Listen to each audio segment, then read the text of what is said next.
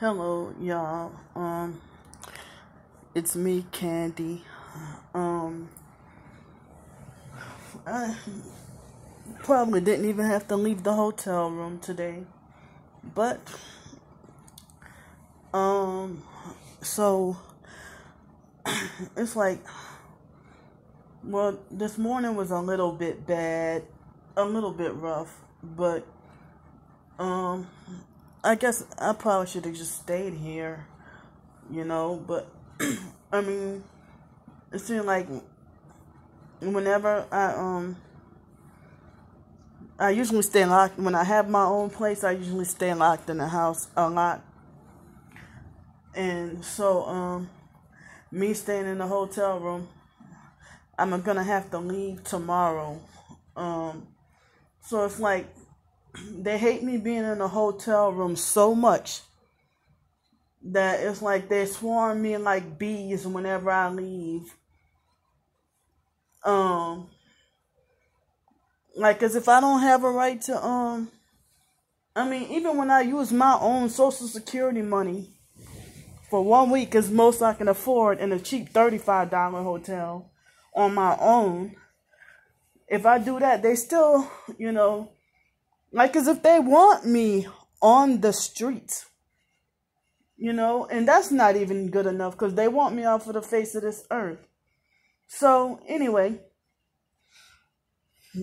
this person who told me, I mean, she gave me $20, like I think it was earlier this week or last week, and then when she's supposed to be targeted too, and so she's like, don't go up and confront don't go and confront the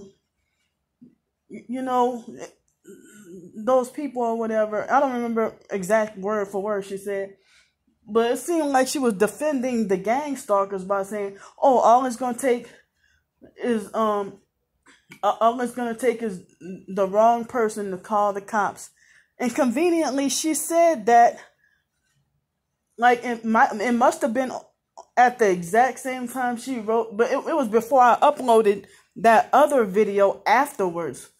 So right after I left Denny's, I mean, I didn't even realize as I was filming that video, she had mentioned about that if I go by some people's cars, then the wrong person is gonna come call the police, and that the police is gonna shoot me. And I know how black people, my own race of people, how they think that oh yeah, you deserve to get shot, or the police have a right to shoot you.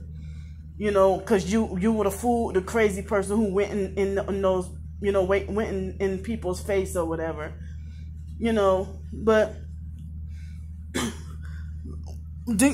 then all these people act like they want to shut me down, but it's like double talk, like double speak.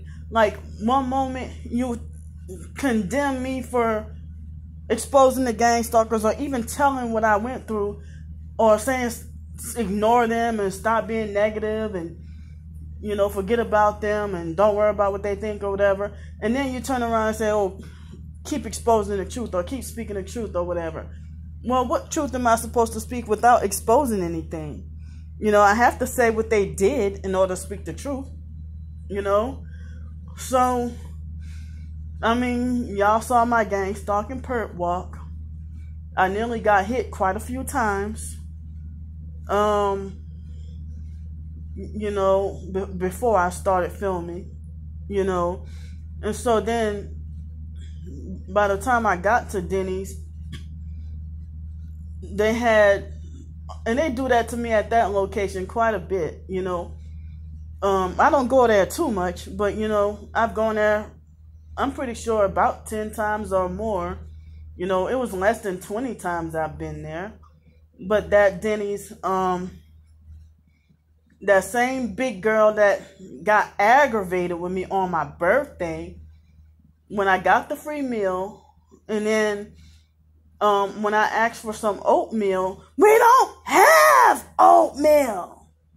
And I just asked one time. I didn't ask too many times, But even at the other Denny's on Mobile Highway, where the gay head manager, she can't come in here like that.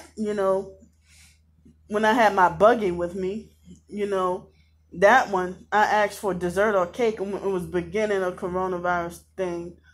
We don't have any dessert or whatever. So I had to settle for pancakes for dessert that time. But this time I was able to, have a little pumpkin pie with my salmon with, I just want some mashed potatoes and corn, and I had bread on the side because I take my green supplement. So I was hoping that the corn would be very sweet. It was a little sweet.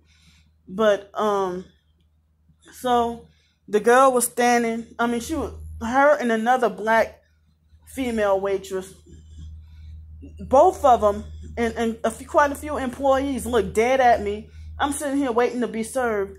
I looked online, it said Denny's was supposed to close at 5 because of this retarded ass curfew for Hurricane Sally.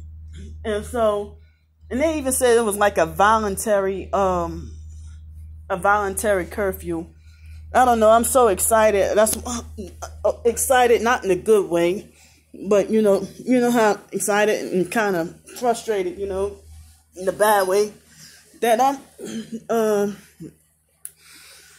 that's why I'm kind of more like sitting up and I'm not laying down relaxed. So, excuse me. So, then, like, everybody, and at first I thought that they were refusing to serve me or just kept looking at me because I didn't have on a mask. I'm like, I am not freaking wearing a mask today. And also, they sitting there, they didn't have the mask over their nose, so they didn't have it on correctly themselves. So I'm like, so that's why I was just wondering why they just kept looking at me like I was crazy, and then going back do some work, and then kind of look dead at me like I'm crazy again. And the cycle repeated for like at least a good 7 minutes. So then the big girl that got aggravated with me, she finally came up and said, well, I'm going to go in the back and see, we're supposed to have a sign on the door or whatever. And then she went back and they were gone for a long time.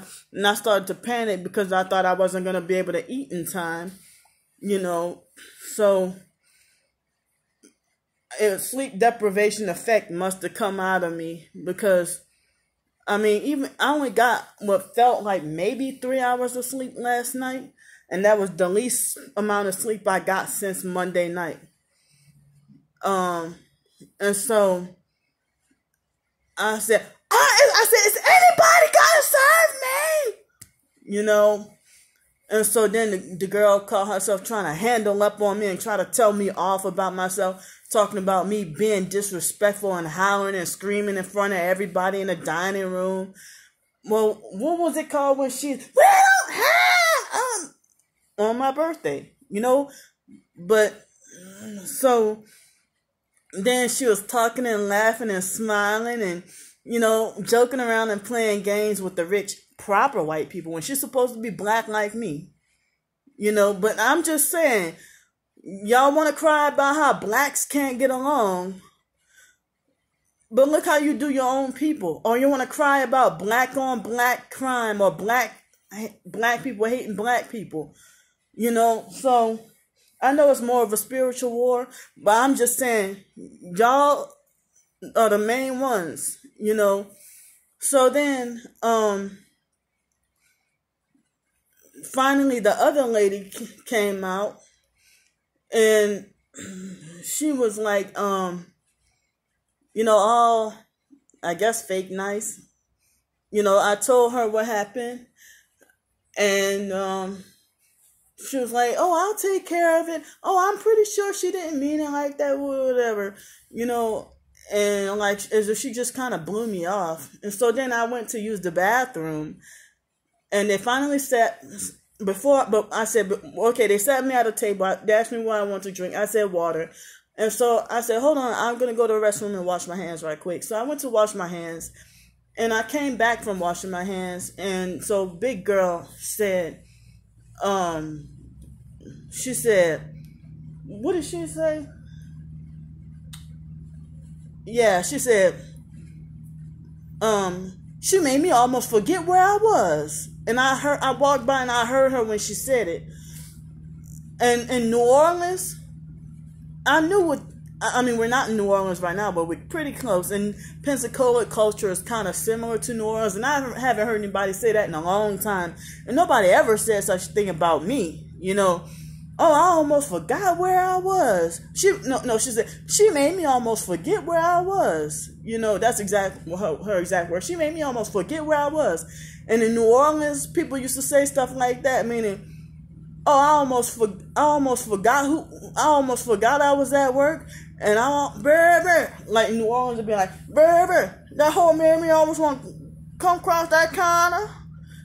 Talking about how the girl, like one girl, say for example, working at Popeyes and working the cashier, and then they have the other person behind the counter.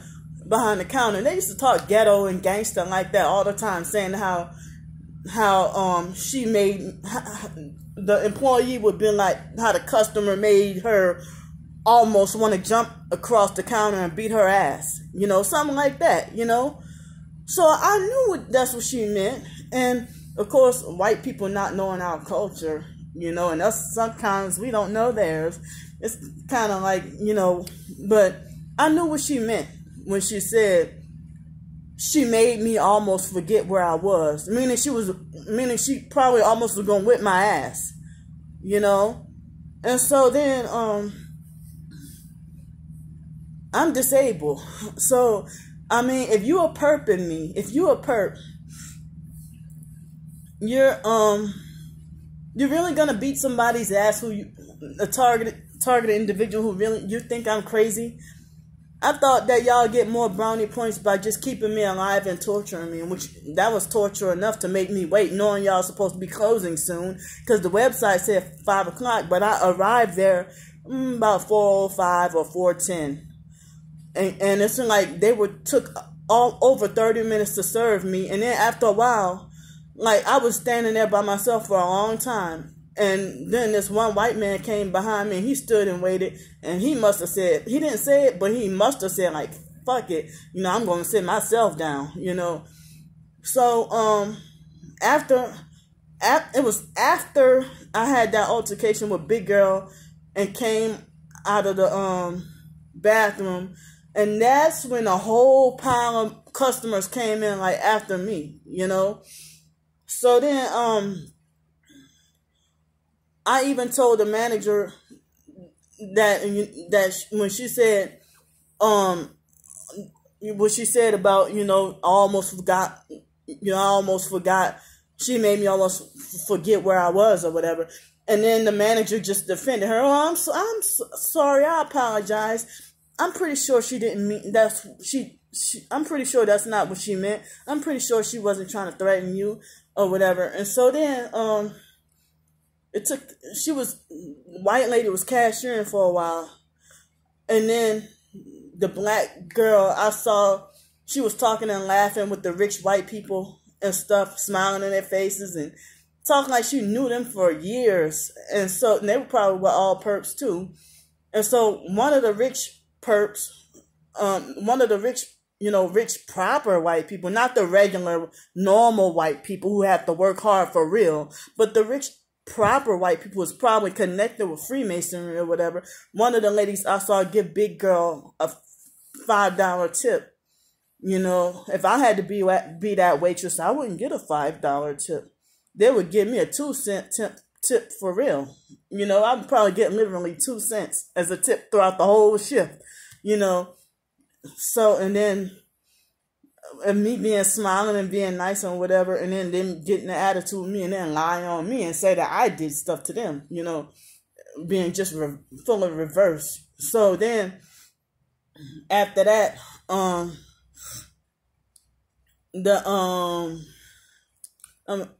kind of getting nervous because I'm feeling like I'm running out of time.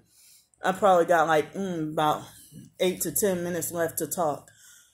So then I didn't think it was going to take me this long. I thought it was going to take me about 10 minutes and then to get this story out. So then,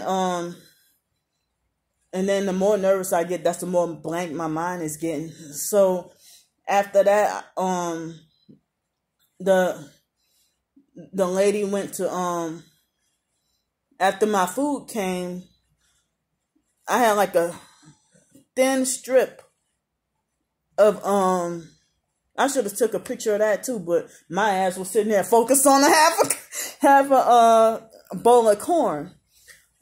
And it was a small bowl that was supposed to be a side, but the mashed potatoes and gravy was normal. And they gave me a thin, small strip of the salmon. And I'm like, no way in hell could this dinner cost $11.19, you know? So then when I confronted the white lady, the manager, I said, well, I questioned her about why they gave me a half a bowl of corn. And then she said, oh, that's the, portion size or whatever. In New Orleans, portion size. In Los Angeles and anywhere else, as long as it's not fast food, if you go to a regular restaurant or whatever, portion size is filled to the top, no matter where you go. So they didn't start that shit till Pensacola and Mobile, Alabama, with that half a cup of orange juice, and you talk about portion size. When you say portion size, I know that's perp talk. When you either say that's the standard amount you're supposed to have, or when you say, oh, portion size, those standard or portion or whatever, that's how I know you're perping me. So then she got kind of scared, and it's like, oh, would you like for me to go and get you some more corn? I said yes. So she gave me another half a bowl of corn, and then I put the rest of the corn in one bowl, and it measured out perfectly a full thing at the top, and that's not called me being narcissistic or entitled. That's trying to get my money's worth that I deserve, that I pay for just like any other customer. Because I observe, you don't give them a half a cup of orange juice or something and then say, oh, that's portion size. Because the rich people, they'll get a full cup of orange juice and take 1 or 2 sips and then leave almost the full thing of orange juice. And I'd be like, so, anyway, so I was, after that, they had this biracial looking girl, was like maybe like 3 or 4 girls, and I was just looking ahead of me, like seeing all the traffic and stuff, and that girl looked like she was about 10 or 11, and she kept giving me the hate, anger look, like as if I'm forbidden to look, like you a literal child who think you can give me evil looks and think you can direct and control where my eyes should look, and so then her and her sisters, I guess, went to the bathroom, and so then she kept giving me those mean looks, and even walked by me and giving me a mean look like she wanted to whip my ass. You're 10 and I'm 37, and you do not have authority over me, child. So I went and walked up to her mom, and her mom, like as I was telling her mom, the big girl came running over there. And it's like, I don't even know if she was related to them, But she aggressively demanded an answer for what that little girl did. And I said, she kept giving me mean looks for no reason. The mom didn't do much or nothing. But the moment I walked up to the mom, and I it's like, before I can get it out in anything, like the moment I said before I can say, looked at me like she wanted to fight me and giving me mean looks, the moment I said Mama, I didn't do, all fake crying and stuff, I'm like, damn, a narcissistic child in the making. But she was also a perp too, So, oh yeah, Nappy Head Roots, he's one of them that confronts the perps, and him and other people too, they confront the perps. So why do I deserve to get shot by the police when I confront perps. So when I put them on film, well, I wasn't gonna put a child on film, you know, because I think I heard there were laws against that. So even if a child is perping you, you know, I can't put the kids on film. But, you know, if you're an adult, yeah, I'm gonna put you on film. And so